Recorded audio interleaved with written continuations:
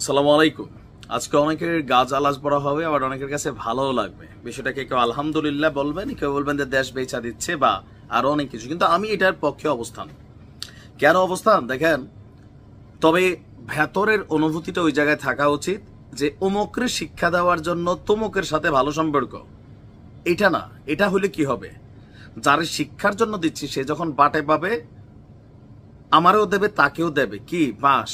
হ্যাঁ, এটা যদি এই লুকো হয় সেই লুকো হয়। আমার অবস্থান হইতে হবে আমার প্রয়োজন, আমার প্রয়োজনে। দেখেন, পাকিস্তানের সাথে লড়াই হয়েছে, পাকিস্তান থেকে আমরা স্বাধীনতা অর্জন করেছি, কিন্তু আজকের দিনে এসে ব্যবসা বাণিজ্য সহ বিভিন্ন ইস্যুতে পৃথিবী অনেকটা গ্লোবালাইজেশনের যুগে আসা।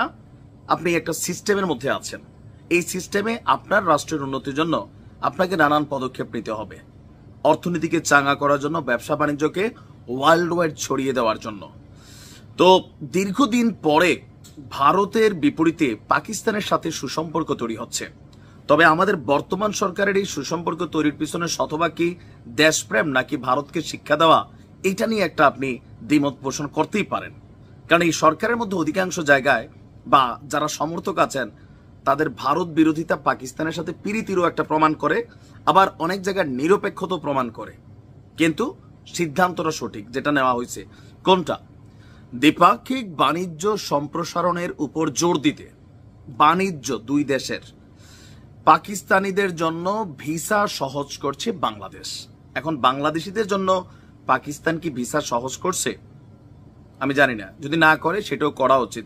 আমারও ইচ্ছা আছে একবার পাকিস্তান যাওয়ার, মানে কাদের সাথে আমরা লড়াই করলাম, হ্যাঁ মানে তারা কেমন, এটা একটু দেখে দেখে আসার ইচ্ছা আছে।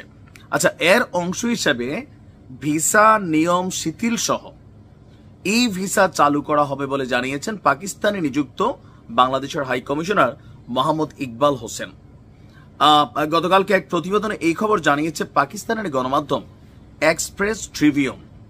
প্রতিবেদনে বলা হয়েছে বাংলাদেশের হাই কমিশনার মোহাম্মদ ইকবাল হোসেন বলছেন যে দুই দেশের বাণিজ্য এবং সংস্কৃতিকে বিনিময়কে উৎসাহিত করার জন্য বাংলাদেশ সম্প্রতি পাকিস্তানি নাগরিকদের জন্য ভিসা সহজ করার সিদ্ধান্ত নিয়েছে।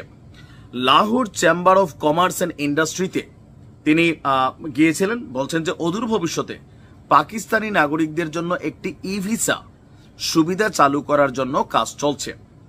নতুন নতুন সুযোগ অন্বেষণ, দুই দেশের মধ্যে গভীর বাণিজ্য সম্পর্ক, নিয়মিত ব্যবসায়িক প্রতিনিধিদের মধ্যে বৈঠক, অর্থনৈতিক সম্পর্ক সম্প্রসারণ, এই সকল বিষয় নিয়ে আপনার এখানে দুই দেশের জনগণ যদি সহজে যাতায়াত করতে পারে তাহলে দুই দেশেরই ফায়দা হবে। যেমন পাকিস্তান বাংলাদেশ থেকে অনেক কিছু নেয়, বাংলাদেশ আবার পাকিস্তান থেকে নারকেল, কয়লা, চামড়া, মাংস, চাল, চিনি, মাছ, অনেক কিছু। এখানে ব্যবসা বাণিজ্যের খাত আছে, টেকনোলজি আছে, শিল্প কারখানার অনেক জিনিস আছে। পাকিস্তানের অনেক জিনিস খুবই ভালো কোয়ালিটিপূর্ণ। আর বলা হচ্ছে যে আপনার বাণিজ্য সংযোগ বৃদ্ধির জন্য দুই দেশের মধ্যে সরাসরি বিমান এবং শিপিং রুটও চালুর কথা বিবেচনা করা হচ্ছে। অলরেডি মাঝে মাঝে আসে, বাট সরকারিভাবে ওইভাবে উদ্যোগ নেওয়া এখনো কিছু ওইভাবে করা হয়নি।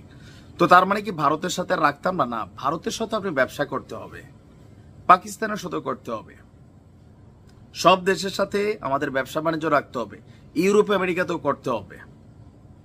ওই এরে ভাল লাগে না হেরে সাইজ করার জন্য হেদিকে যামু, আবার ওর সাথে পিরিতি ঠিক হলে আরেক গ্রুপ এসে এদিকে যামু। নো, বাংলাদেশের স্বার্থ যেদিকে, দুই দিকে হলে দুই দিকে যাইতে হবে। একদিকে যাওয়া মানে হচ্ছে কি আমি কোনো পক্ষ অবলম্বন করা। আমরা ভারতেও ঘুরতে যেতে চাই, পাকিস্তানেও ঘুরতে যেতে চাই, ভারতের লোক বাংলাদেশে আসুক, পাকিস্তানের লোক আসুক, এটা আলাদা। জনগণ টু জনগণের হিসাব আলাদা। এটা খারাপ না আমার মনে হয়। ভালো থাকুন, আসসালামু আলাইকুম।